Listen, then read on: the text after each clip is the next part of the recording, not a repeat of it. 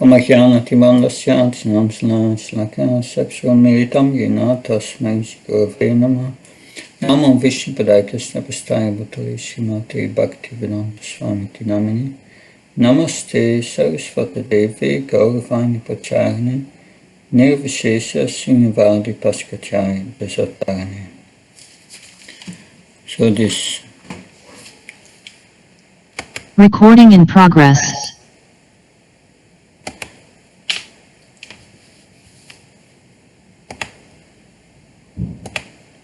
So, today we will discuss chapter 45, Krishna rescues his teacher's son, verses 1 to 25.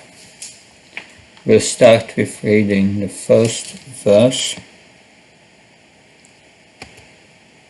Om Namo Bhagavate Vasudevaya.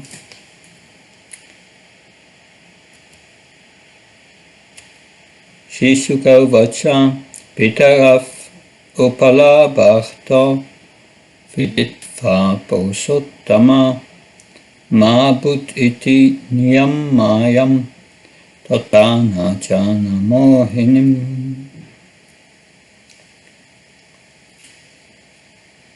Sukadev Goswami said, understanding that his parents were becoming aware of his transcendental opulences, the Supreme Personality of Godhead thought that this should not be allowed to happen.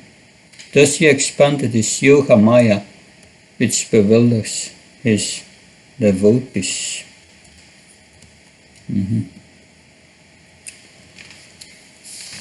So, Krishna has killed Kamsa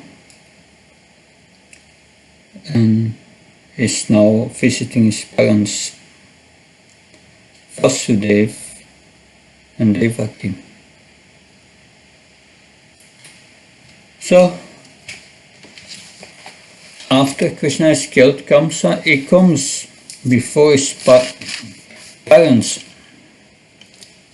and his parents are stunned, thinking that Krishna and Balaram are the Supreme Lord, because they are in so much awe and reverence. And Krishna doesn't like it.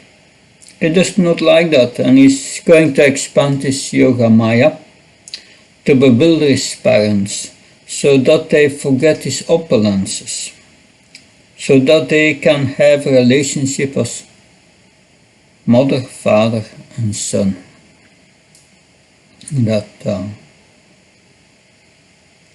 Because the first time they saw Krishna was when he appeared before them in the prison, forearmed as the form of his Vaikuntha form of Narayan.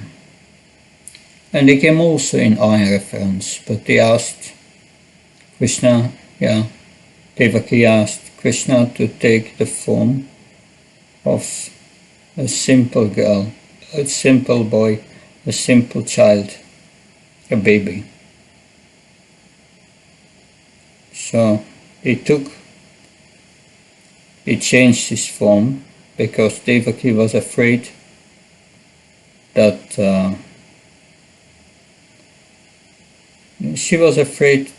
Kamsa would harm Krishna. Interesting. But somewhat they were also in awe and reverence at that moment, but they had not seen the powers of the Supreme Lord. Now they have seen Krishna in action. That's different. And that made their awe and reverence increase and diminish their motherly affection. We will read the first paragraph of the purport.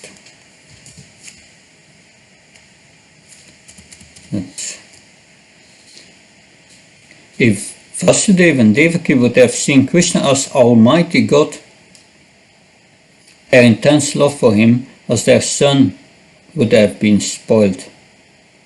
But Krishna did not want this. Rather, the Lord wanted to enjoy with them the ecstatic love of Vatsalya Ras, the relationship between parents and children. As Srila Prabhupada often pointed out, although we normally think of God as a Supreme Father, in Krishna consciousness we can enter into the Lord's pastimes and play the part of his parents, thus intensifying our love for him.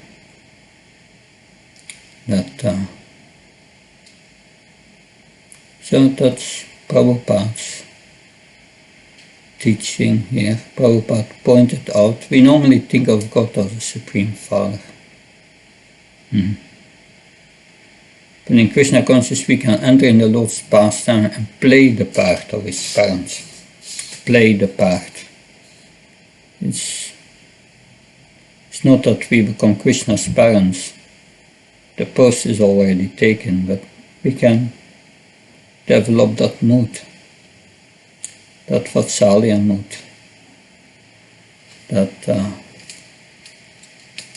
So we see here Devaki and Vasudeva, and they are in the Vaikuntha mood. That's because they are expansions of Mother Yasoda and Nanda Maharaj in Vaikuntha. In Vaikuntha everyone is in awe and reverence, so that's the difference between Golok and Vaikuntha. Vaikuntha means awe and reverence, but in Gokul there is this parental rasa. Of course, in Dwarka and Mathura, that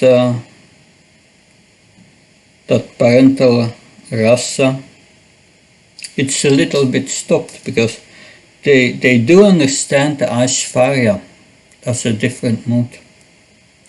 And that is happening now in Mathura, that their Vatsalya Ras is a bit stunned by the awareness of the opulences. It's not that it completely disappeared, no, it was diminished. And Krishna does not appreciate that because that prevents a relationship in more intense love. He just wants to be their son. So if you go to Braj, even if Yasoda and Nanda are aware of Krishna's opulence, it does not diminish their love for Krishna.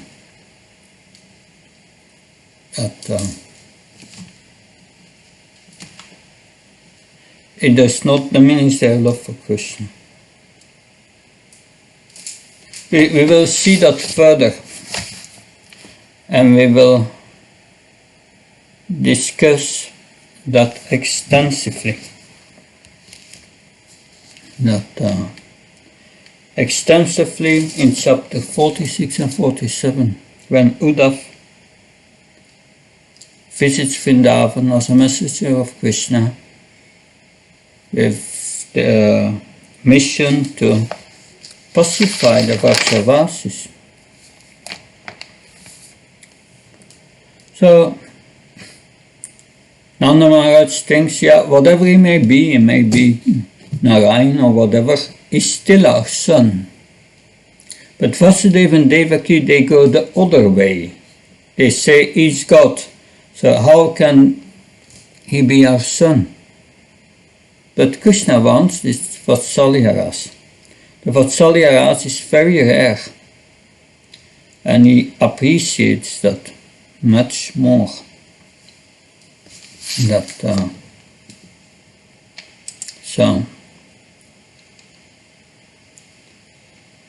There's extensive commentaries here on Vishwanath Chakravarti Thakur,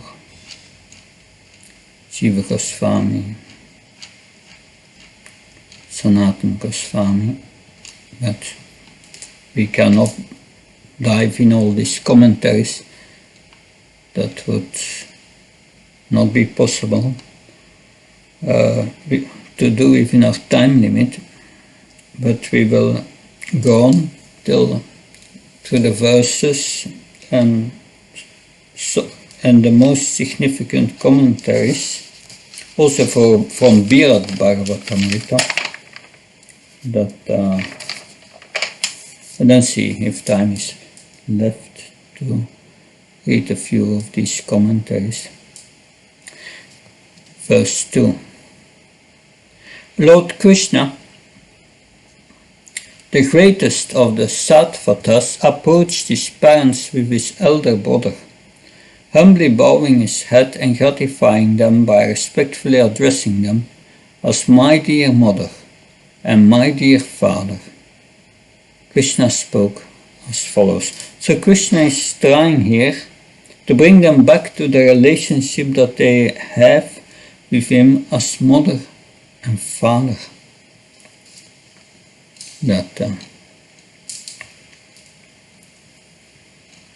So, text 3.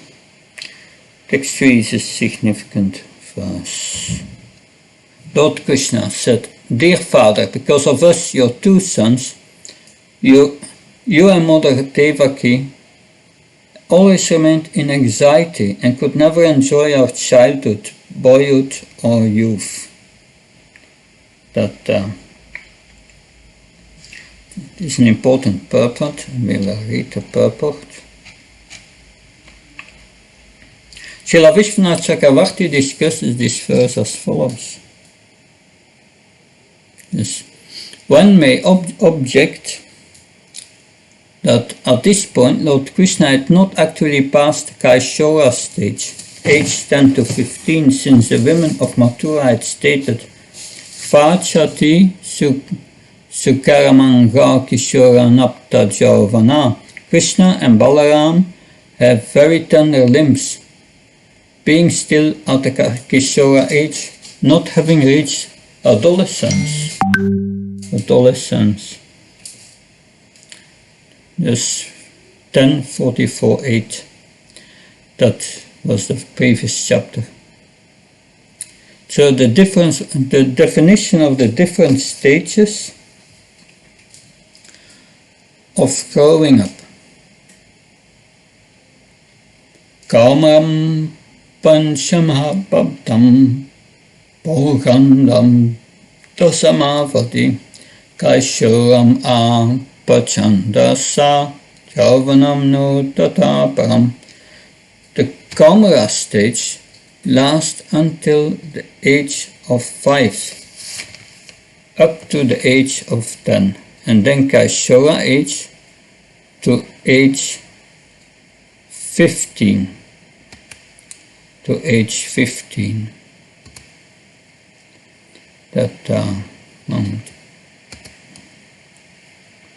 Back to our text.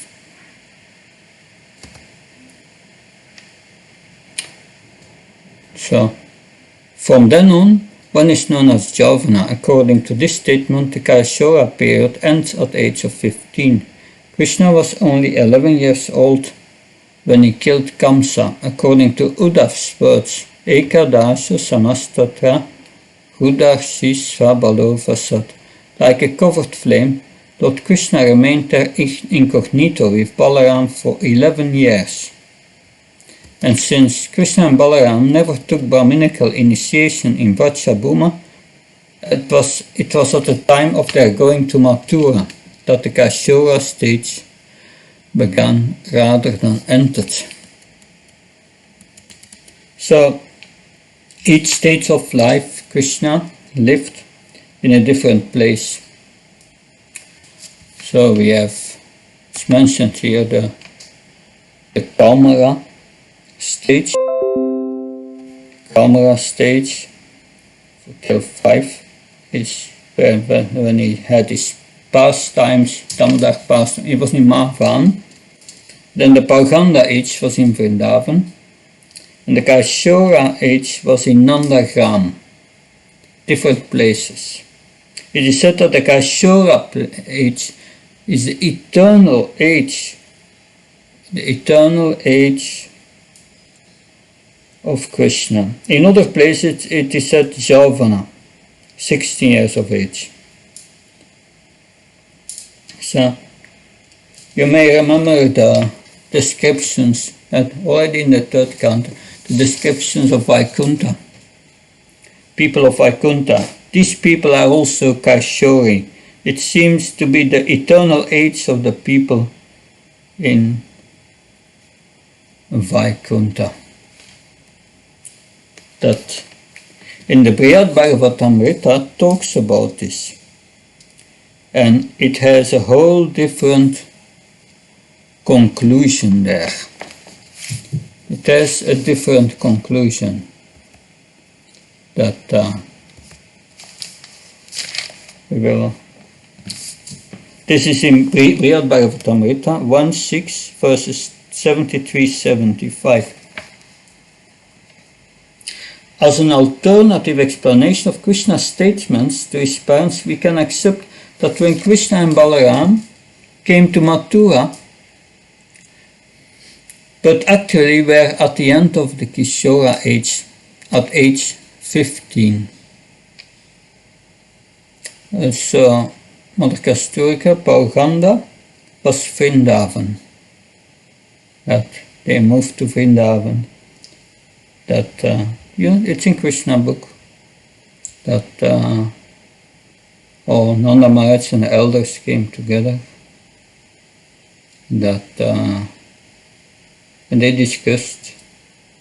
And the elder brother von Nanda Maharaj, forgot his name, but they decided to move to Vrindavan. That so they were actually at the end of the Kishora age when when they came to Mathura. So there are different ways of looking at it, but they were still at Kishora. Bilvamangal Thakur gives evidence that in some of the later pastimes, before leaving Vrindavan, Krishna manifested symptoms of full-grown youth and even acted as an adult. So a child may act like an adult by displaying some special strength or skill. 15 years is especially attractive because at this age the body reaches adult age at the peak of full beauty. But because Krishna was supremely gentle by nature, his 15 years seemed like the beginning of his Kaishori period. So here he agrees that he appears like 11 or 10, but actually he was more than 15. There's something we cannot figure out this, but it was Kaishori one way or another. That is Sanatan Goswami from Brihad Bhagavatamrita. But the Acharyas agreed that he was Kaishori. And so even look at it one way or another. So we go back to the purport. So, yet we should consider the following statements from Srimad Bhagavatam 10.8.26. O King Parikshit, within a short time Ram and Krishna began to walk very easily in Gokul on their legs by their own strength without the need of crawl.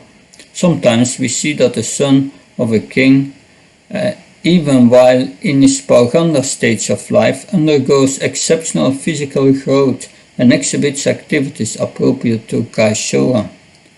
Then what to speak of Lord Krishna, whose exceptional growth is established in the Vaishnava Tosani, Bhakti-rasamrita Sindhu, Ananda Vrindavan Shampoo, and other words. The 3 years and 4 months that Lord Krishna stayed in Madhvan were the equivalent of 5 years for an ordinary child, and thus in that period he completed his Kamara stage of childhood.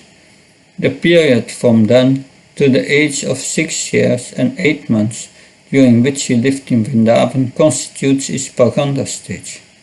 and the period from the age of 6 years and 8 months through his 10th year, during which he lived in Nandishvar, Nandagram, constitutes his Kaishora stage. Then at the age of 10 years and 7 months, on the 11th lunar day of the dark fortnight of the month of Chaitra, he went to Mathura, and on the 14th day thereafter he killed Kamsa. Thus he completed his Kaishora period at age 10, and he eternally remains at that age. In other words, we should understand that from this point on the Lord remains forever a Kishora. Thus, this is the purport. We go to verse 3.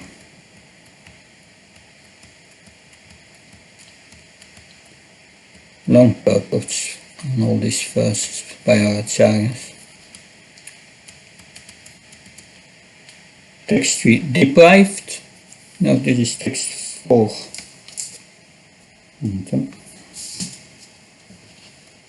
Text 4 now.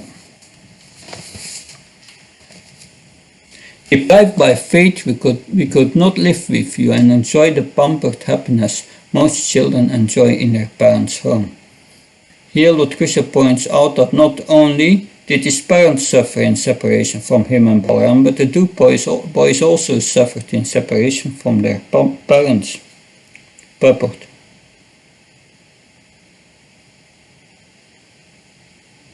Yeah, that was the purport.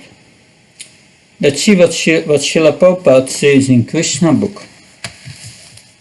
That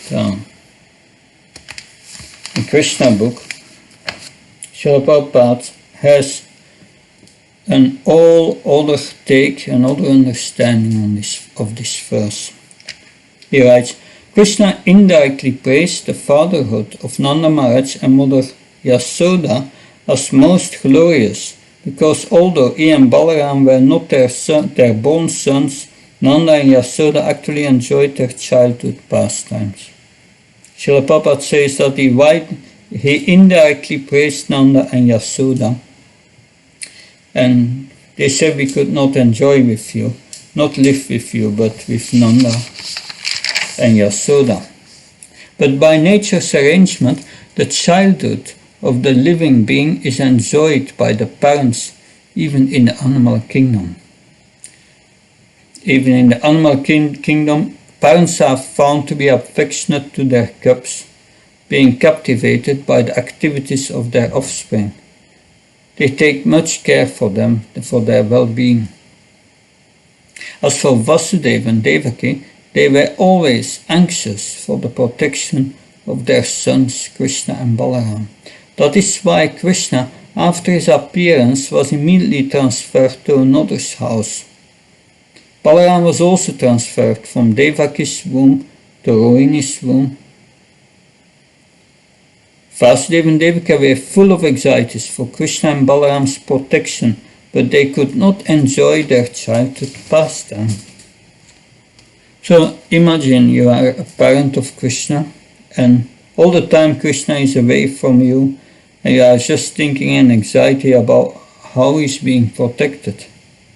So all these demons are going to Vrindavan. So they had reasons to worry. A normal father and mother would worry about their child. So text 5, back to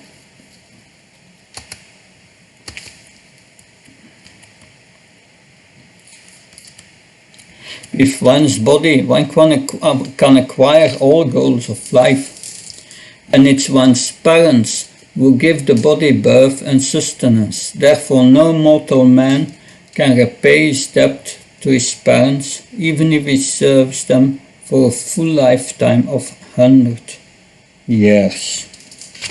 Then, purport. Having stated both you are parents, and we have suffered because of our separation. Now Krishna states that his and Balaram's religious principles have been spoiled by their failure to satisfy their parents. So this brings up an interesting point. And interesting for point for devotees, because many of us have left their parents. Of course, that is the way in the modern day anyway.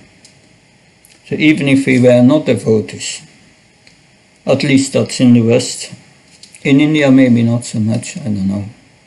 May change there also. In the Vedic society, the children did not leave their parents, and they would take care of their parents. They would take care, and they would take over the business. Today they are putting their parents in an old folks home, but now here we become aware of this Vedic principle, that one should take care of the parents. But when one becomes a devotee, then it's said all one's debts are paid according to Shastra. Srimad Bhagavatam, 11th canto, chapter 5, text 41. Devarshiputaptaninam putrinam nakin kironayam rinesarajan savatmanaya saranam rachayam kato mukundam paritikartam. O king, one who has given up all material duties and has taken shelter of the lotus feet of Mukunda, who offers shelter to all, is not indebted to the demigods, great sages, ordinary living beings, relatives, friends, mankind, or even one's forefathers who have passed away.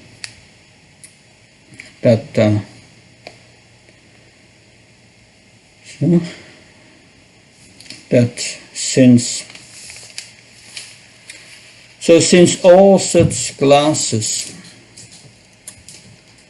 are living entities and are parts of the Supreme Lord, one who has surrendered to the Lord's service has no need to serve such persons separately.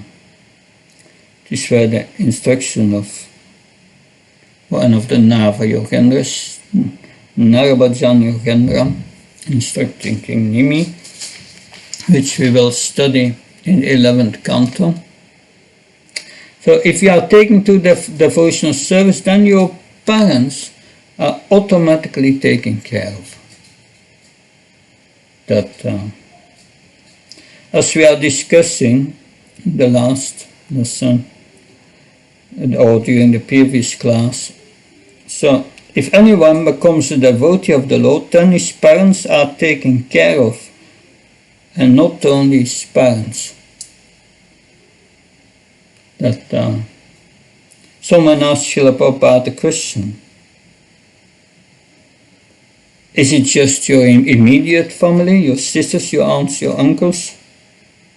Srila Prabhupada replied, it is your extended family. Everyone gets liberation if you become an actual devotee of the Lord. So this is very encouraging for those of us who have decided to dedicate our lives to Krishna, that we do not need to worry about that. Verses 6, 7. 6, 7. 6. A son who, though able to do so, fails to provide for his parents with his physical resources and wealth is forced after death to eat his own flesh. A man who, though able to do so, fails to support his elderly parents, chaste wife, young child, or spiritual master, or who neglects a Brahman or anyone who comes to him for shelter, is considered deaf or breathing. So these are very heavy quotes. In this verse 7, Krishna is expanding to so many categories: wife, young child, spiritual master. In Kali Yuga we see that a lot. The man leaves the woman with a child, or the woman leaves the man and takes his child with her. That's so common, these things today, and they don't care for it anymore. So in the next life they will get a reaction, or even in this life. It is not just your immediate family, You have to take care of the spiritual master, a Brahmin, and anyone who comes to you for shelter. So, this is Dharma.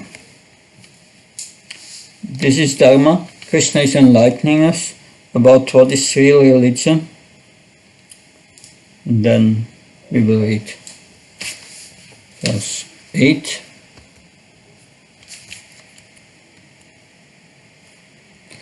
Thus we have wasted all these days. We have fixed 8. Thus we have wasted all these days, unable as we were to properly honor you, because our minds were always disturbed by fear of Kamsa. So, purport. Lord Krishna continues to bring Vasudeva and Devaki back to their normal parental feelings toward him and Balaram. An ordinary child would be afraid of a cruel, tyrannical king like Kamsa, and Lord Krishna here plays the part of such a child, thus evoking the parental sympathy of Vasudeva and Devaki. So Krishna is saying that he could not take care of them. He could not take care of them, and therefore he had broken the religious principles. So that is their mood here. Was Krishna disturbed by the fear of Kamsa? He just killed Kamsa. So obviously it's not true. He wanted Vasudeva and Devaki to forget and just accept them as their little boys. Krishna and Balaram, they are little boys. So Vasudeva and Devaki, as soon as they had Krishna, they were afraid of Kamsa. So when Krishna appeared, they were afraid of Kamsa, because Kamsa had killed all their other children. Out of fear of Kamsa, they took him to Vraj and put them under the care of Nanda Maharaj. And now Krishna said, yes, I was also afraid. He was not afraid, but he wants to forget all the power he wants them to forget all these powers he has. When Krishna first appeared before them, he appeared as Narayan, but they did not see yet his powers. So now they had seen his powers, and by that they were wondering, these are sons. So that's the difference. But Krishna says, yes, I was also afraid. But he wanted them to forget their power. Forget about their power. Just have a relationship as mother and father. Now text 9. Text 9. Dear Father and Mother, please forgive us for not serving you. We are not independent and have been greatly frustrated by cruel Kamsa. We have the purport here. According to Sanskrit grammar, the word paratantrayo and klistayo may also refer to Vasudeva and Devaki. Actually, Vasudeva and Devaki were under the control of Providence and were disturbed by the activities of Kamsa, whereas Sri Krishna is always the absolute personality of Godhead. Text 10. Sukadeva Goswami said, thus beguiled by the words of Lord Hari, the supreme soul of the universe, who by his internal illusory potency appeared to be human, his parents joyfully raised him up on their laps and embraced them. So Krishna convinced them that 11.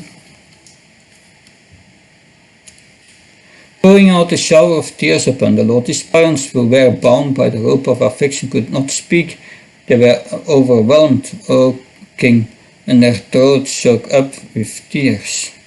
Thus having comforted his mother and father, the Supreme Personality of Godhead, appearing as the son of Devaki, installed his maternal grandfather, Ugrasena, as the king of the Yadus. Now, Srila Vishwanath Chakravarti Thakur gives us an insight what Nanda Maharaj was thinking at this point.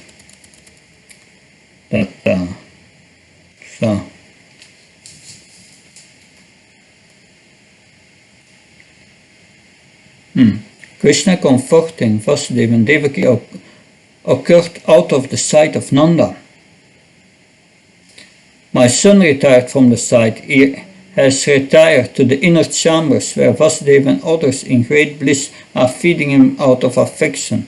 Since he has gone there, I will go to my own rooms, since I have no fear for my son's safety now. Saying that, he went to his rooms and therefore did not see the exchange between Krishna and Devaki and Vasudeva. So Nanda Maharaj had to be out of sight here, because he had to be out of sight. Because Nanda Maharaj could not accept that Krishna is the son of Devaki and Vasudeva. He thinks that Krishna is my son. None of the Vrajavasis will accept that Krishna is the son of Vasudeva and Devaki. No. So, now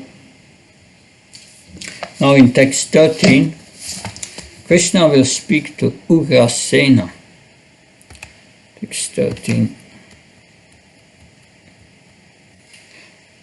The Lord told him, O mighty king, we are your subjects, so please command us.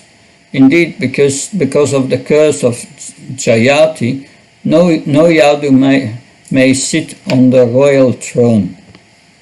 So that's interesting. What is this curse of Jayati? But we need to go back for that to the 9th canto. Yadu would not accept the old age of Jayati. Therefore Jayati cursed him. Why would Yadu not accept the old age? Because he knew that Krishna would be born in his dynasty. Therefore he had to keep his youth so that he could have children, and Krishna could appear in his dynasty. It was due to his devotion to the Lord that he did not accept the old age of Jayati. Still he got cursed anyway. Therefore, the first 4 sons could not have the throne. It was Yadu to Vasu, and then Puru.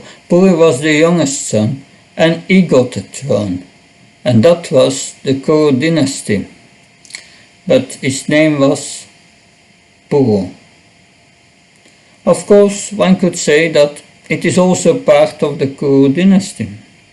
But by the order of the Lord, he could sit on the royal throne. Technically, he was the Bhoja dynasty. So if you look at it by the external vision, even Ugrasena was not qualified, but Krishna had a desire to put him on the throne. He had a desire. So this is Krishna's pastime. He wanted to be subordinate to Ugrasena. This is the sweetness of Krishna. An ordinary person would want to sit on the throne. So, text 14. Back to 14.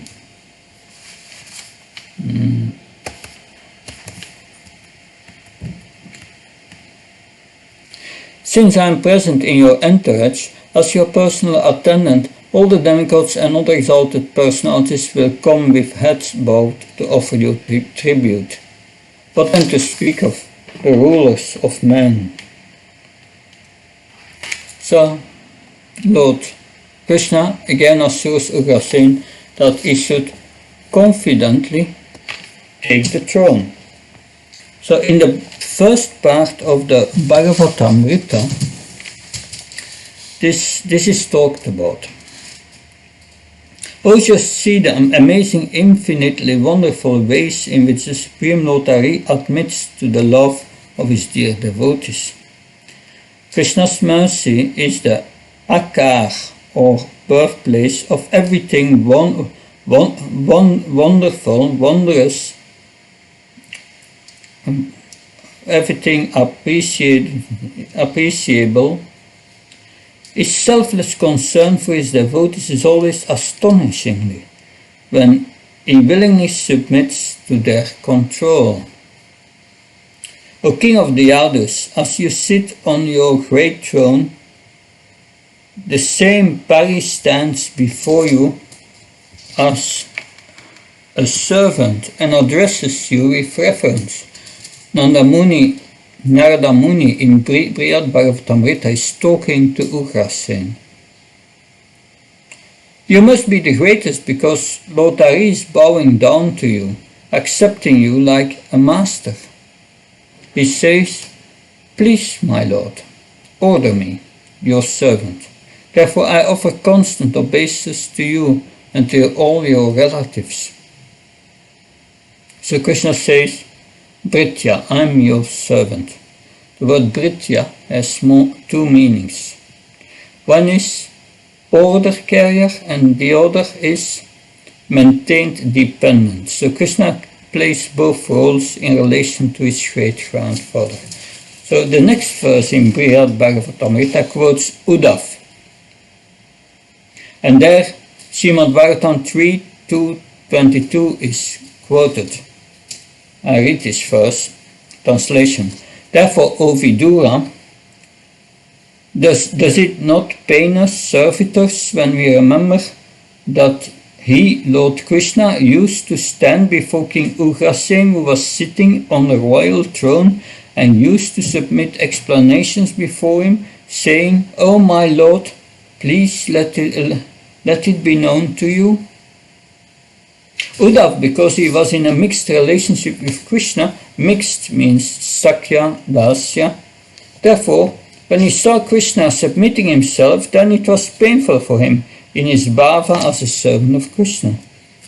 He's serving Krishna, Krishna is the greatest, but then Krishna is bowing down to Ugrasen, having such a submissive attitude toward him. So that was painful for Uddhav to bear. Now we will read from text 15 till 19, all the translations, one go. Okay.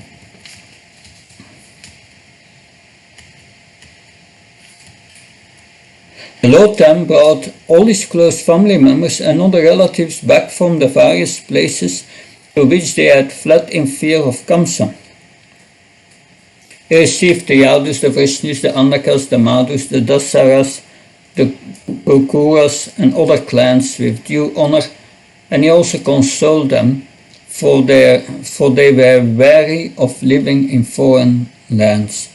And Lord Krishna, the creator of the universe, resettled them in their homes and gratified them with valuable gifts. The members of these clans, protected by the arms of Lord Krishna and Lord Shankarshan, felt that all their desires were fulfilled. Thus they enjoyed perfect happiness by living at home with their families.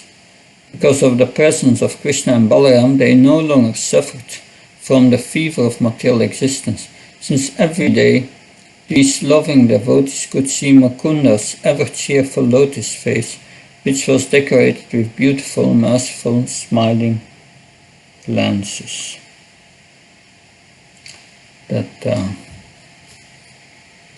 Text 19. Even the most elderly inhabitants of the city appeared youthful, full of strength and vitality. For with their eyes they constantly drank the elixir of Lord Mukunda's lotus face. So here is the formula for immortality. and how to counteract old age. Simply drink the beauty of Krishna's smiling face.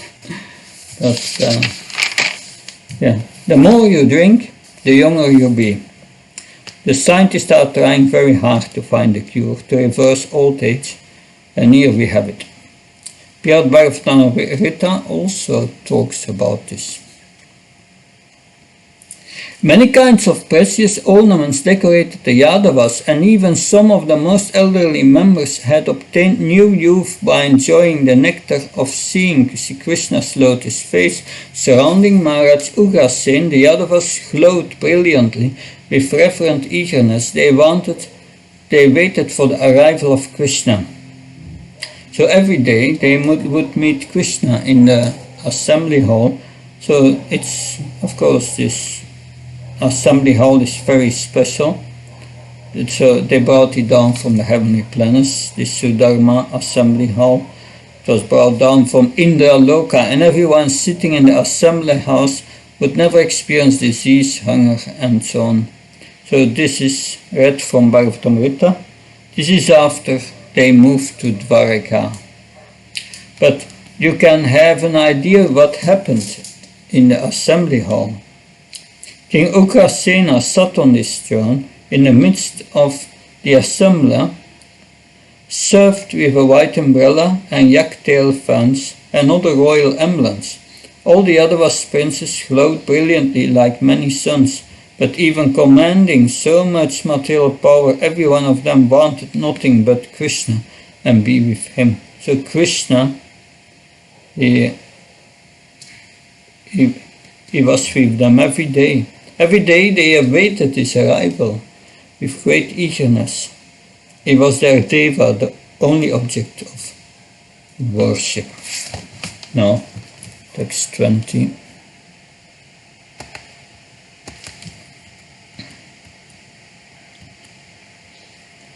Then, O exalted Parikshit, the Supreme Lord Krishna, the son of Devaki, along with Lord Balaram, approached Nanda Maharaj. The two lords embraced him and then addressed him as follows.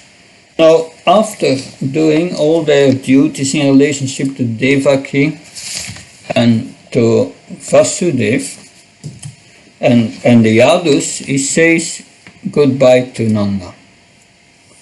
And Nanda is thinking that Krishna is going to come back with him. He's not thinking that he is going to say goodbye.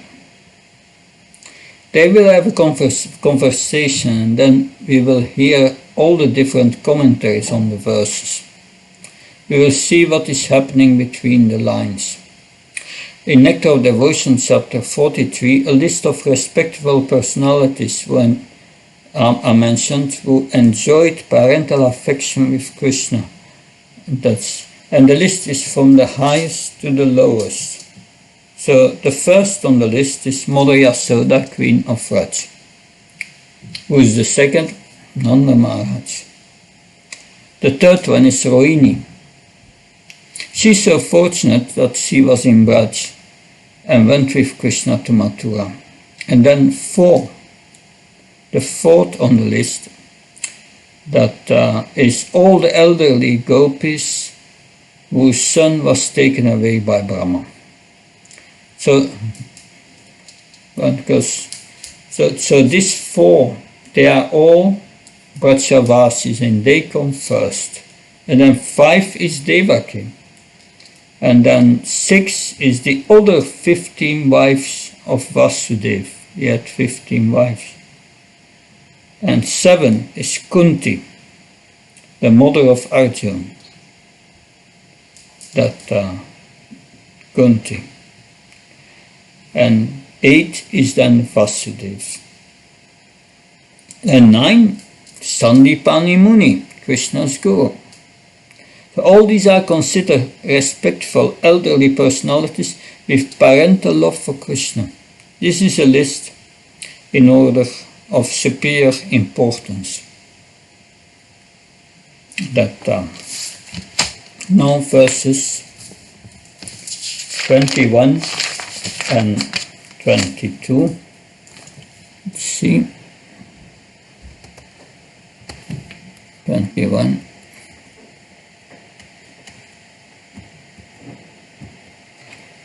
21.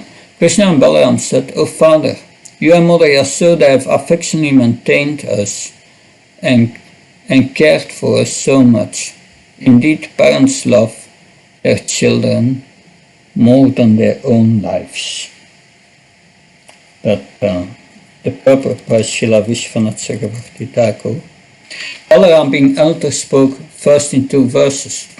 O Father, we cared for and protected you and were protected by you too, Nanda and Yasoda, of course. That, of course, is natural. Mothers and fathers have excessive affection for offspring of their own bodies.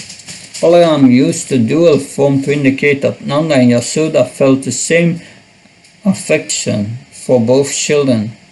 You were as much my parents as you were Krishna's parents. By revealing this, he also reveals that he cannot remain in the house of unfamiliar Devaki and Vasudeva in the city of Mathura without his 2 loving parents and his dearmost brother Krishna.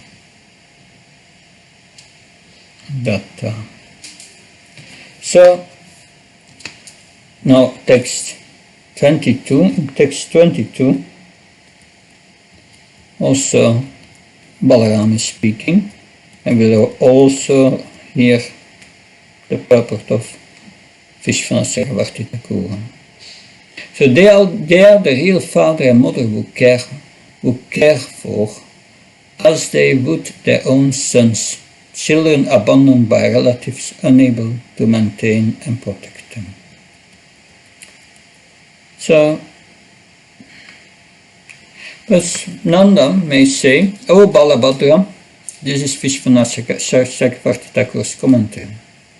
Nanda may say, O Balabhadra, actually you are the legitimate son of my friend Vasudeva. How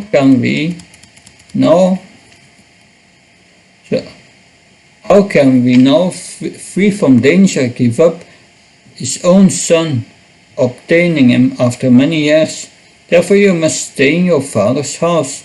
The 2 of us will somehow carry on living, blocking up our hearts torn up by separation from you with the stone of discrimination.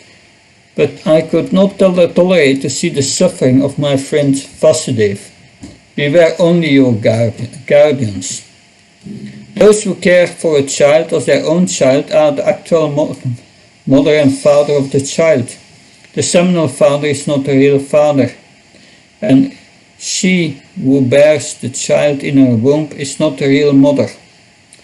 If father and mother abandon a child and the child dies, can they be called the mother and father? Those who raise the child, are more worthy of respect by the discerning child. Therefore, I will not be able to stay here. Even if Brahma himself comes and speaks to me, he will not be able to change my mind. O Father, Krishna will go with you and happily play in Vraj, but I will stay in Mathura, burning in the fire of separation. That cannot be. Therefore I make this oath. If Krishna leaves me and goes off to Vraj, then my life will be finished. So this is the intention of Balaram's words in this verse. That is verse 32. And now in verse 23, Krishna is speaking. Krishna is speaking to Nanda Maharaj, and he says, now you should all return to Vraj, dear father. We shall come to see you, our dear relatives who suffer in separation from us, as soon as we have given some happiness to your well-wishing friends. So Krishna is making a promise here, I will return. And that will be, this verse will be referred to many times in the future verses when we speak about the separation of the Vrajavasis from Krishna. So here is a purport. The Lord here indicates his desire to satisfy his dear devotees in Mathura, Vasudeva, Devaki and other members of the Yadu dynasty. who for so long has been separated from him during his stay in Vrindavan. So Krishna says, we will come to see you. So the purport of Vishwanath Chakravarti Thakur, hearing the words of Balaram, Nanda may say, oh, what am I to do if I take back Baladev back to Vraj? There will be great rejoicing there. But in Mathura among the Yadavas, Vasudev will especially grieve. It would be a great sin for me. Kamsa killed all my sons. And so that's the viewpoint from the side of Vasudev. Kamsa killed all my sons. And one son who was protected from his hands, Balabhadra, has been taken by Nanda to Vraj. Nanda is not my friend. He is a second Kamsa for me. Thinking in this way, Vasudeva will curse me thousands of times. How can I or Krishna live happily at all? So seeing Nanda standing silently, lost in anxious thought, Krishna then spoke and comforted him, waking him up with reasoning. O Father, you should now go to Vraj. I, Baladev, and friends like Madhumandal will go to Vraj later in order to see you, but now we will stay in Mathura for a few days. Anticipating the question of when he would return to Vraj, he said, after making your friends Vasudev happy, so that no one will find fault with you, you will come home to Vraj. After bringing Baladev near his parents and letting him show affection for him to their heart's content, we will return. We will come back to Vraj when all necessary work is completed, so that all can be happy. That's now Nanda Maharaj. He has understood that Krishna is not going to come back with him. And also not Balaram. Text 24. Thus concerning Nanda Maharaj and the other men of Vraj, the infallible Supreme Lord respectfully honored them with gifts of clothing, jewelry, household utensils, and so on. Vishwanath Chakravarti Thakur's commentary. Krishna consoled Nanda. If I remain in Mathura a few days longer, you should not worry. My mind is always in Vraj, and I stay there only because of their request. He worshipped Nanda along with the other inhabitants of Vraj with vessels made of bell metal, kupya, as well as other objects. So text 25. Nanda Maharaj was overwhelmed with affection upon hearing Krishna's words, and his eyes brimmed with tears. He embraced the two lords, and then he went to Vraj with the coward man. Purport. Srila Vishwanath Chakravarti Thakur has written an extensive purport to this verse, elaborately analyzing this portion of Lord Krishna's pastime, just as a man places his valuable gold within fire to reveal its purity. The Lord placed his most beloved devotees, the residents of Vrindavan, in the fire of separation from him, in order to manifest their supreme love. This is the essence of Acharya Vishwanath's comments.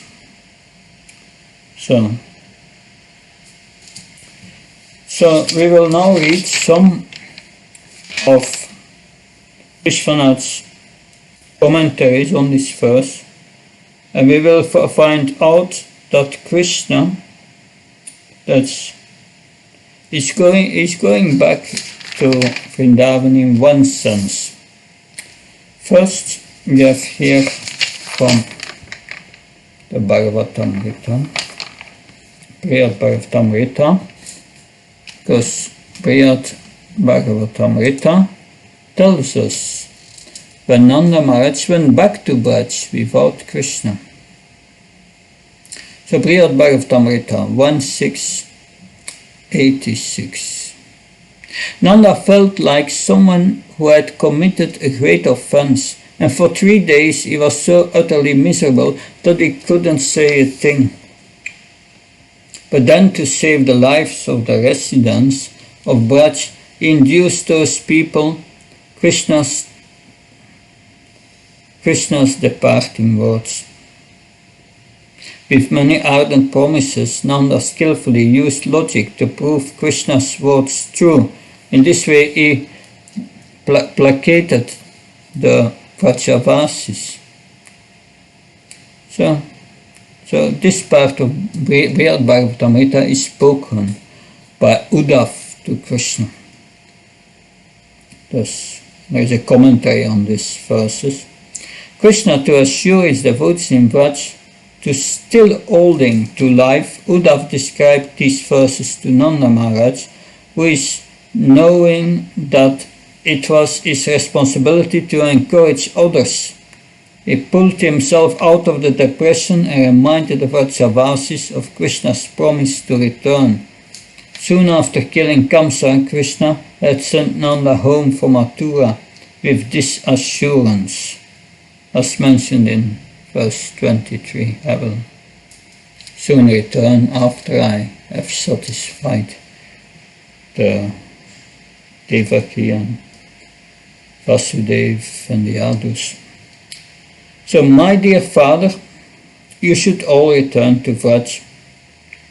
We shall come to see you and our dear relatives who suffer in separation from us, as soon as we have given some happiness to your well-wishing friends. Then Nanda used the best arguments he could devise to persuade the Vrajavasis that Krishna still intended to keep his word. Uddhav said, "The people of Vraj don't want from you the power and wealth of emperors, nor the enjoyments found in heaven, nor anything attainable in this world or the next. They desire nothing else than you. Kindly favor me with your attention. Think over what I am about to say and act then as you see fit." Before, when the cowards met Nanda and saw the jewels and other gifts you had sent with him, they spoke all, and all emerged in an ocean of grief. So remember, Krishna gave a bunch of jewelry and gifts to take back, utensils, jewelry. Now Nanda is coming back with all these beautiful gifts, so what are they thinking? The jewelry Krishna sent was mainly for the women of Vraj. The older gopis, headed by Mother Yasoda, and the younger gopis by Sri Radhika, were plunged in an ocean of grief. Krishna gave jewelry, utensils to take back. Now Nanda is coming back with all these beautiful gifts. So Krishna thinks that we want such presents and deserve this kind of mercy. So we have a commentary. Krishna seems to have changed his attitude towards the Vrajavasis. Previously he would never have treated them in such an apparently uncaring way. Damn to our lives that still move the breaths in our throats. Damn to Nanda and the coward man. They should have left these things behind instead brought Krishna himself. So this was the reaction of the Vrajavasis. That further the commentary. Abandoned by Krishna, the devotees of Braj lived on the verge of death. Still, they condemned themselves shamelessly, holding on the last breath of life, while in their throats Krishna was absent. Affectionate Nanda, of course, could hardly have refused anything his son desired, but he should not have expected the Vrajavasis to be satisfied with material gifts. Uddhav is talking to Krishna. Thus the residents of Vraj, including your mother Yasoda, gave up all hope for your return. Already that day now refused to eat at all. Along with Yasoda, the Vrajavasi began to fast to death and do not touch even water. Nanda said, our son is an honest person who always speaks the truth. He sent these things as a token of his love and is sure to come back. Let him finish what he has to do in Mathura. For Nanda, Krishna will always be his son, regardless of Vasudev's claim, and Nanda Maharaj believes that his son is honest. So Krishna sent the gifts not as a calculated attempt to manipulate the sentiments of the Vrajavasi, but simply out of love. As Krishna promised, he is certain to return. He is delaying in Mathura for so long because of his many obligations. He is there to remove the threat of Jarasandha. This will take a little more time to complete, and then he will come back home to Vraj. So, Brihad Bhagavatamrita continues. The residents of Vraj are all simple-hearted and trusted towards thinking about your loving affection. They accepted the jewelry and put it on their bodies. The Vrajavasis felt no special pleasure with adorning their bodies with this jewelry, but they did it anyway to satisfy Krishna. It is not in their nature to doubt other people's motives, and they found it especially hard to distrust Krishna. When Krishna returns, he will see that we followed his orders by accepting the remnants of his enjoyment. Then he will show his special mercy to us. So to please Krishna is their greatest happiness, even in their misery. Srila Vishwanath Chakravarti Thakur, some of his comments are there. So we will read them so that we can understand more deeply what's happening there. First, he gives reasons why Krishna is to remain in Mathura. So I will now read the commentary on this verse 25. It's a long commentary.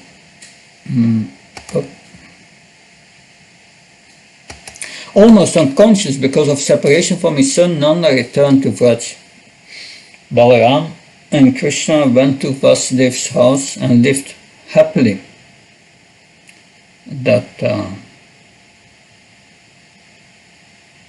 So some relishers of rasa object to this incident of Krishna staying away from Vraj, not being able to tolerate even a slight decrease in prema. I will smudge this objection by an explanation. Let those who want to accept it. So, further, the objection in this, it is clear that the content of verses 21 to 25 is unfavorable to prema. In the explanation given, prema is not established for there is separation of Nanda and Krishna. Krishna, being the Supreme Lord, may be able to give up Nanda, but how can Nanda give up Krishna and go to Vraj? How could he give up Krishna, who was more dear than 1,000,000 life aims for the cause in Vraj? Why did he not take up residence on the edge of Mathura instead?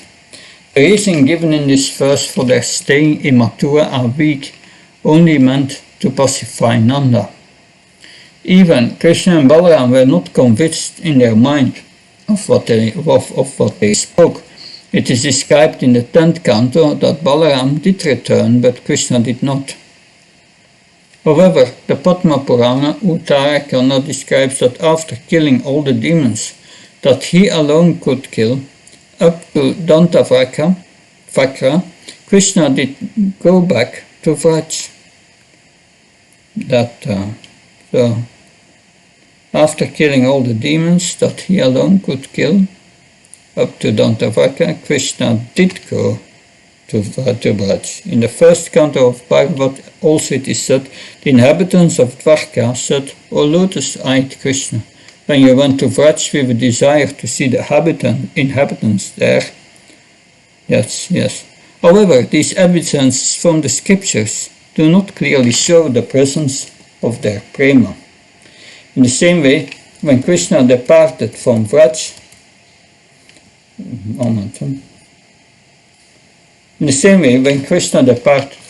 from Mathura, he pacified them by sending messengers with the words, I will return. Messengers is in the plural to indicate that he sent many messengers, or one messenger who repeated the same message. I will return, I will return, I will return. What type of words were these? Sapremai, they were full of love. O Gopis, I am leaving you today because of an invitation to the Dhanur Jahya, made by the king.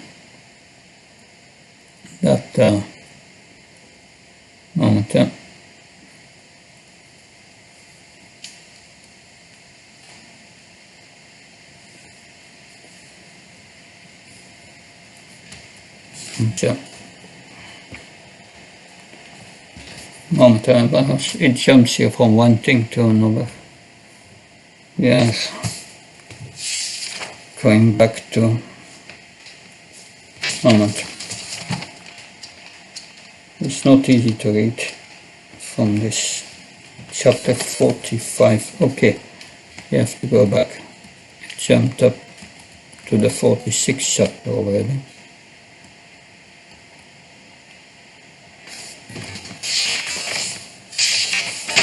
Moment. We are in the 45th chapter.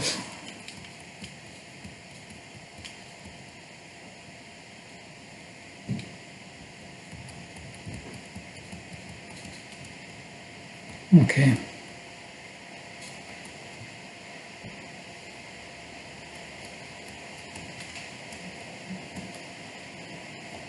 I don't know what happened, but it jumped like mad to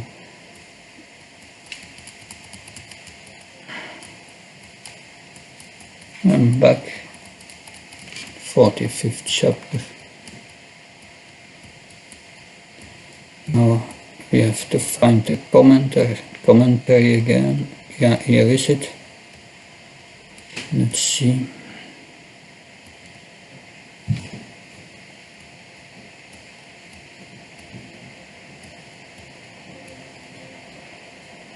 It's 25.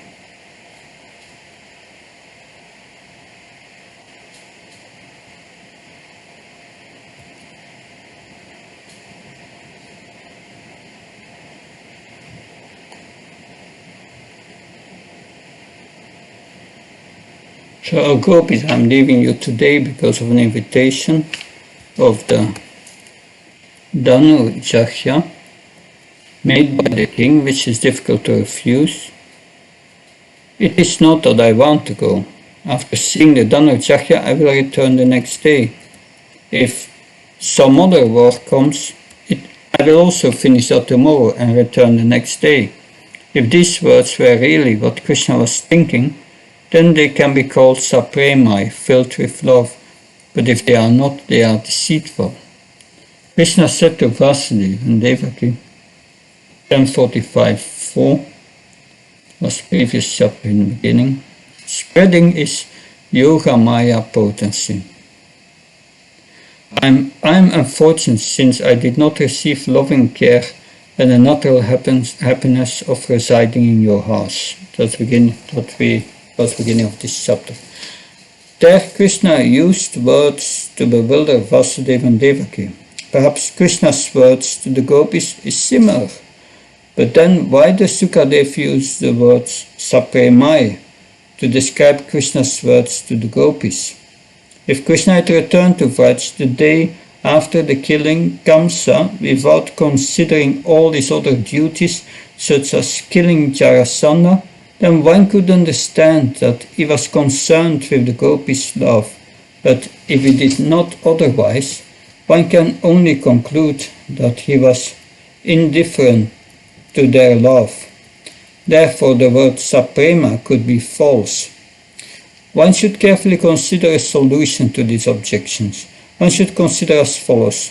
Vasudeva and Devaki are full of prema and cannot be neglected, but as well Nanda and those in Braj have unequaled prema, and it would certainly be improper to ignore them. The purpose of the appearance of the Lord to kill demons and protect the devotees must also be carried out.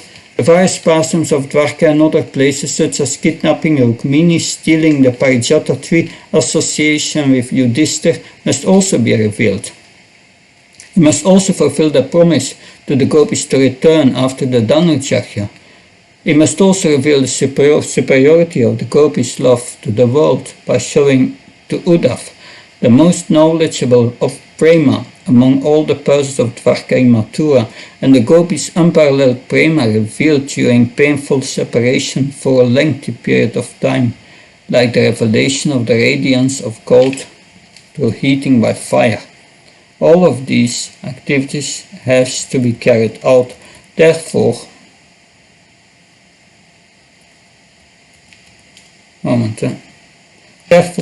taking shelter of his inconceivable, powerful yoga Maya potency, Krishna and Balaram in their second form also speak, asking a question. O Father, we have been raised by you with great affection, but we are just your foster sons and not your begotten sons. But are we just your foster sons and not your begotten sons, is the question. So we are asking, please speak the truth. Ugraseni and our other Yadavas say that we are just your fostered sons.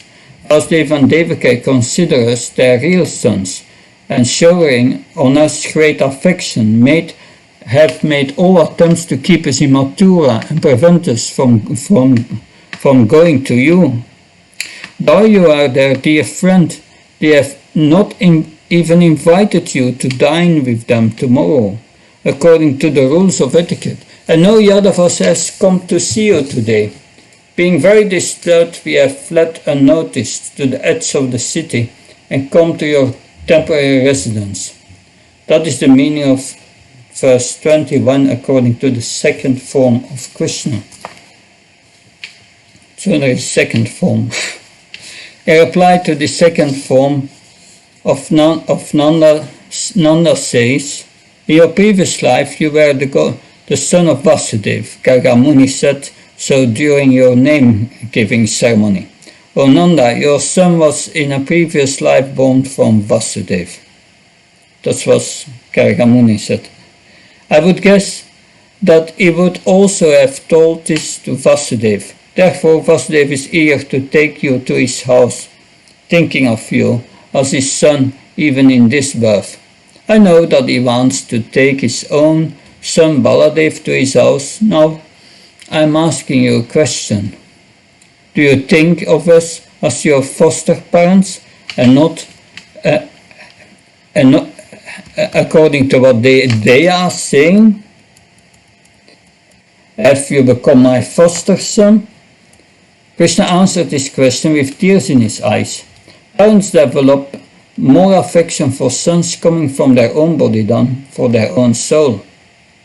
If I am only your foster son, how I become more dear to you than millions of your lives. Therefore I will no longer look at the face of that enemy Vasudeva. So then Nanda spoke to Baladev. Oh my dear son Baladev, what do you think of this? Baladev said, those who raise children are the real parents. There Baladev speaks verse 22. So that's Srila Vishwanath Chakravarti Thakur puts a conversation between the verses. And that's interesting. Baladev said, verse 22, those who raise the children are the real parents. Therefore I will not stay in Vasudev's house without you and Krishna, or even Brahma himself commands. This verse is previously explained in a similar way. Nanda Maharaj then thought, if I take Baladev back to Vraj, Vasudev and others in Mathura will become full of sorrow. The self-interested residents of Mathura will develop enmity towards me. But why should I develop enmity with them? As Nanda was absorbed in thought, Krishna and Balaram suddenly spoke to him, verse 23. Oh father, you should go back to Vraj. We will come later. It is not necessary to delay even a minute. You must know the instructions of Niti Shastra. If there is a relative, what is the need of fire? And if there is a good friend, then what is the necessity of a medicine? If out of your kind nature you cannot tolerate the Yadavas suffering, then listen, we will go to see your relatives and Vasudev, giving happiness to your friends by letting them see us. When the two spoke in this way, Nanda embraced Krishna and Balaram strongly with his two arms, just as a miser holds his wealth to his chest and does not let it fall away. Therefore, it is said that with eyes filled with tears of joy, Nanda, filled with love, Pranaya Vivala, mounted his chariot and departed to Vraj. So it's, then, therefore, by the influence of Yoga Maya, one Nanda separated from Krishna and went to Vraj alone, and another Nanda, unseen by others, was together with Krishna in Vraj. Thus in Vraj there are two separate manifestations of coward men, women and cows. One set emerged in an ocean of suffering with Nanda in separation from Krishna, and another set emerged in an ocean of bliss along with Nanda in association with Krishna. They existed simultaneously in Vraj without contacting each other. That's interesting, two sets of everyone. One set in ecstasy and one set in separation. Two sets of Krishna and Balaram, the manifest and the unmanifest, the prakat, aprakat.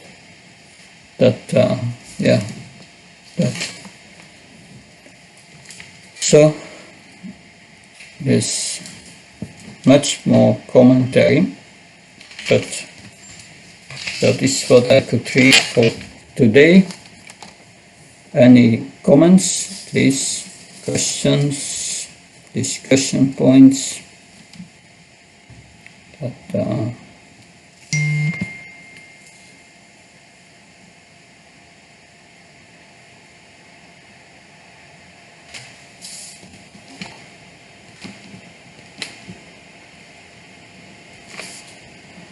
Yes, okay. We will start with Mother Prabhupada Priya. Please. Hare Krishna Maharaj. That last point just blew my mind. Yeah. I never heard that before. That you always hear that the Vrajvasis are going on in separation from Krishna, but actually Krishna is always present in Vrindavan in his uppercut lila. But now we hear that all the Vrajavasis also have an uppercut lila in which they're doing all kinds of things with Krishna, while simultaneously feeling separation. We will discuss that further in next chapters when Uddhav goes to Vrindavan. That will come up again. We will go deeper in that. This aprakat and the prakat lila simultaneously. Very interesting. But I guess I have a question.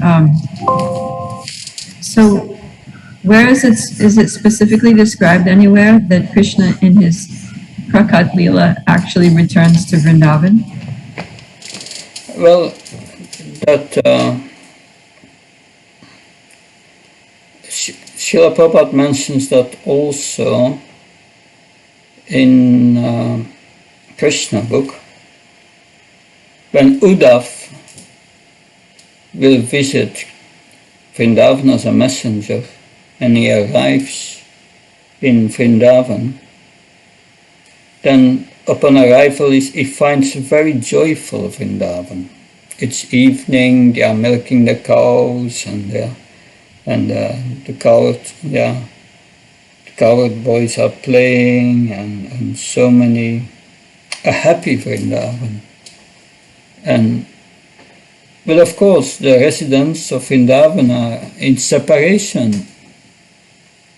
But he saw their separation in the Prakat Lila. But he saw the Aprakat Lila. Because Krishna wanted him to show a joyful Vrindavan when he arrived. But then the next day, he met Nanda Maharaj and Mother Yasoda in the Prakat Lila, the separation, and the mood was quite different. But the thing is, you say yes, it blew my mind, and it's like that, because it's difficult to understand, because the Prakat Lila is a level of more intense love, more intense ecstasy, and more intense enjoyment. But we see suffering in this world as pain. But it's not like that.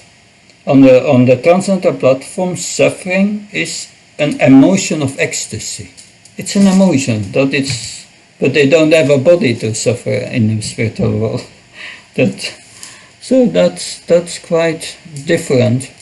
And it's not easy to understand that for us. But Krishna sent Uddhav to learn about this. And he understands Uddhav when he speaks with Nanda Maharaj, and Nanda Maharaj's head is down, and Mother Yasoda is crying all the time. Then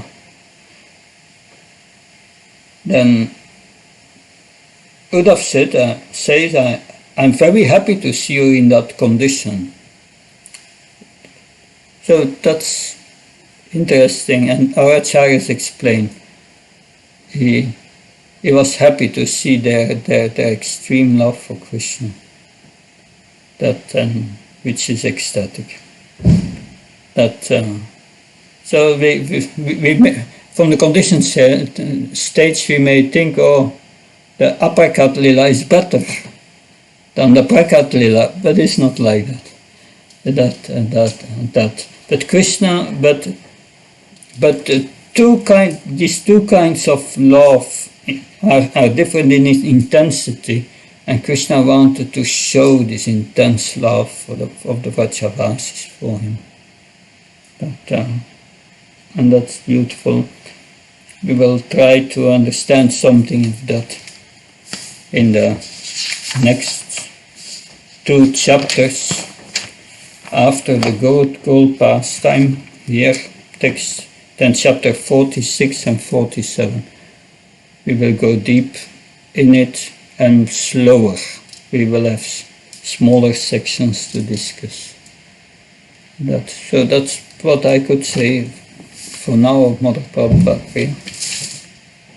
But I mean, what I was asking was, because we read this thing from Vishwanath Chakravarti Thakur, where the residents of Dwarka are saying that whenever you go back to Vrindavan, then every moment of your absence seems like a million years for us. Yeah. So where is it described that he goes back to Vrindavan from Dwarka? Yeah, it's not in the Krishna book. It's not in the Bhagavatam as far as I know. But it seems he went back.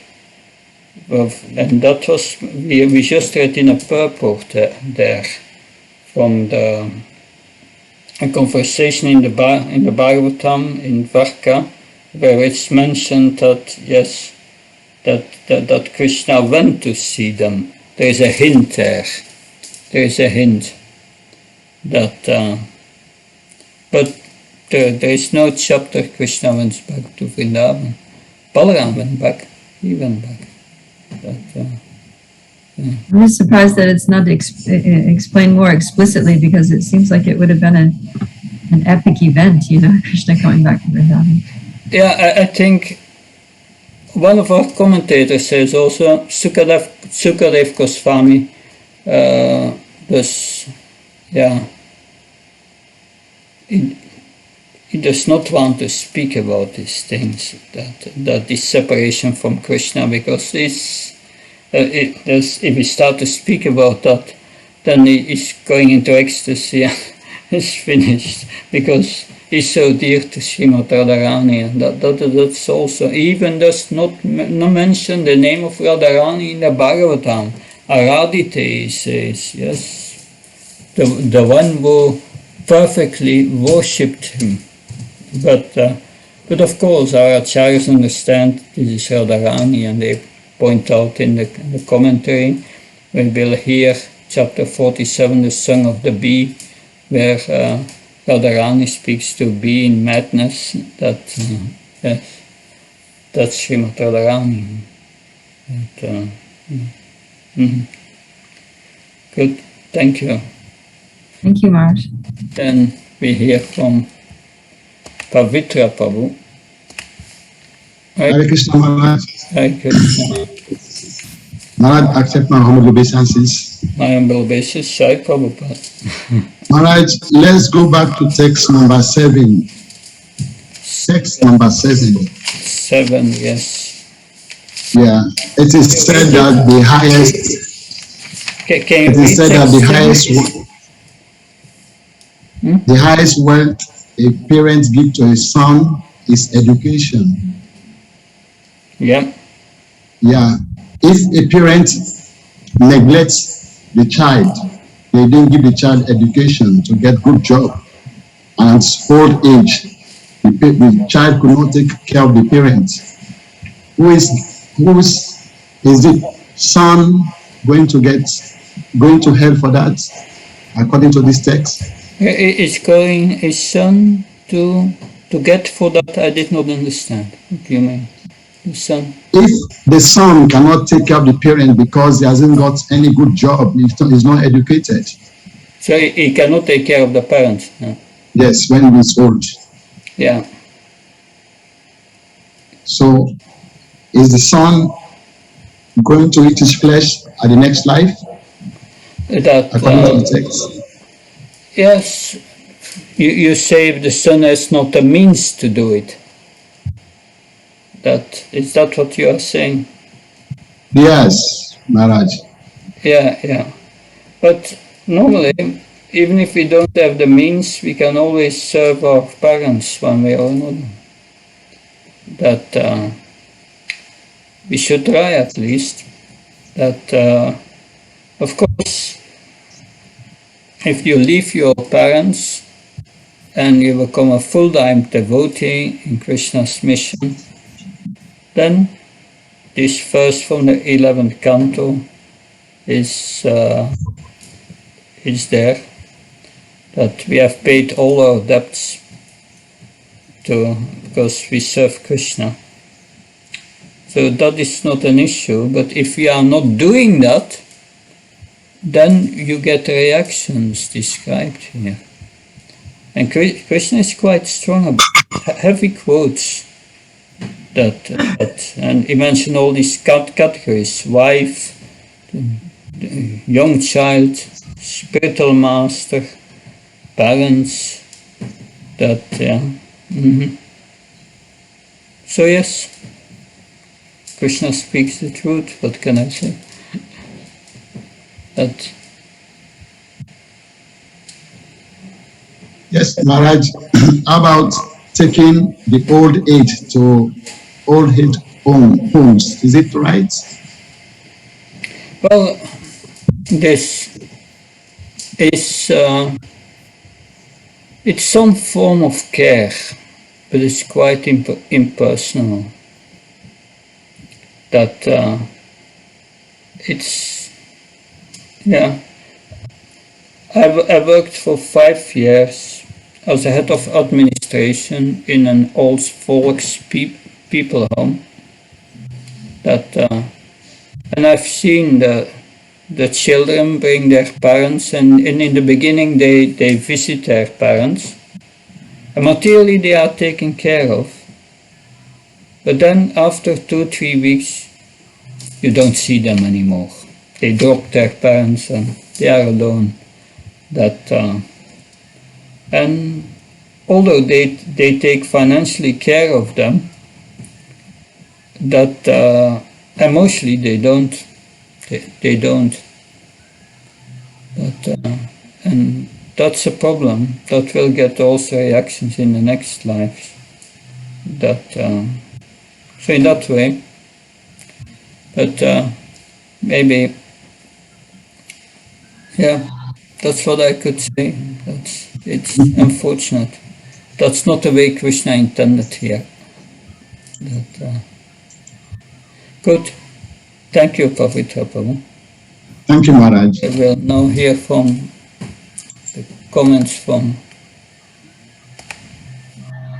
Mother Purnamasi. Priya, please speak. Hare Krishna, Maharaj, Sundram Pranam. It's an answer to the same question, is personal experience. My father was 100 before he left the body, and I was worshipping deity because they didn't appreciate so much. But all the time I had in my mind that I should take care of my father as well, because although he was with his son and daughter, I said daughter-in-law never can take care of the parents. So when he left the body, I was in full taking care of my Guru Maharaj. And as he left the body, he appeared in front of me. Because at 100 body does not look nice. I'm 78 and I look not so good. But at 100 he was hardly able to walk. But when Krishna showed him his body, he was looking very nice, very just as somebody is 35 or so, maybe less. So Krishna, because when I was attending the Krishna deity, I had 3.5 week deity. I was serving him, worshipping him. At the same time, when I used to think of my father at the same time. But because of this, just the consciousness, he gave my father so good body and so good facility where he's living at the moment. So it's the consciousness one. If one can worship Krishna at the same time, think of the parents, parents will get all the facilities. Okay, that's the real care. I've seen personal experience. Thank you for sharing that. Very much appreciated. Thank you. But, so, yeah, Mother Prabhupada, Priya again. Hare Krishna. Yeah, my question, I also had a question on this point, and maybe the Pranamasi Priya has kind of answered it, but yeah, when we were talking about how the grown-up sons need to take care of their parents, and you quoted that verse from the 11th canto, that if we dedicate ourselves fully to Krishna consciousness, then our debts, even to our parents, are absolved, because the parents will get liberation. But I mean, liberation is like, I guess, the spiritual care, but still there's care of the body, you know, that they need to be, like, that they need to be physically taken care of, they need to be emotionally taken care of at the end of their lives. So how does our, you know, full commitment to devotional service attend to those needs? Yeah, I had personal experience of that. Yeah, my parents wanted to see me anymore because I was a devotee of Krishna. They rejected me completely, and my entire family rejected me, all of them. And I had 2 brothers and 3 sisters. So by that I could not take care of them, but my other brothers and sisters, they took care of them. So that was solved by Krishna. They had all what they needed. In that way, Ambarish Maharaj, he was also doing his puja and his devotional activities, and he delegated everything to his ministers, and everything went. He was concentrating on his puja, everything went fine. So, like that, we have faith in Lord Krishna. But of course, care for the parents does not end by their departure. That we have the Lord Chaitanya did the Shraddha ceremony. That and when we continue our devotional service nicely, Krishna will bless them. Then that's also care, spiritual care. Yeah. Thank you for sharing that. I shared also my little experience. At the same time, I feel still guilty that I could not take care of them. But what to do? The situation did not allow. Hare Krishna. So thank you very much. I'm looking forward to see you tomorrow to discuss. No, it's not tomorrow. It's the day after, I think, to discuss the second part of this chapter. And yes, I will leave now tomorrow morning for another city, traveling in the Ukraine. Sometimes it's a challenge to get the internet and everything ready, because now I have to run to give the Sunday feast lecture here in Lutsk in the Ukraine. And I'm looking forward to see you next lesson. Hare Krishna. Sunday feast, Maharaj. We are looking for feast. Hare Krishna. Jai. Jai Hare Krishna. Thanks, Maharaj.